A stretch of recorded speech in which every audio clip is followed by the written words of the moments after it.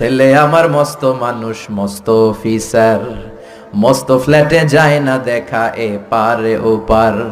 নানান রকম জিনিস আর আসবাব দামি দামি, সবচেয়ে কম দামি ছিলাম একে মাত্র আমি।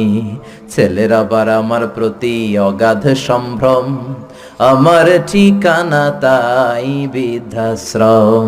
ঠিক কি না? এজন্য আল্লাহ ডেকে বললেন, খবরদার, বাবা মারে বৃদ্ধাশ্রমে রেখে এসো না। তোমাদের জ্বালা যন্ত্রণা বাবা মা সহ্য করেছে, তোমারে ঘর থেকে বের করে দেয় নাই, এতিমখানায় রেখে আসে নাই। এজন্য বাবা মা যদি ঘরের মধ্যে পেশাব করে, পায়খানা করে পরিষ্কার করবা, তাহলে তোমার জীবনটারে উজালা করে দিবে কে? আল্লাহ। বৃদ্ধাশ্রমে রেখে আসা যাবে? বাবা মারে যদি বৃদ্ধাশ্রমে রেখে আসো, মনে রাখবা তোর কপালে বৃদ্ধাশ্রমে জুটবে না। তুমি যদি বাবা মারে বৃদ্ধাশ্রমে রেখে আসো, তুমি বয়স্ক হলে তোমার কপালে বৃদ্ধাশ্রম না।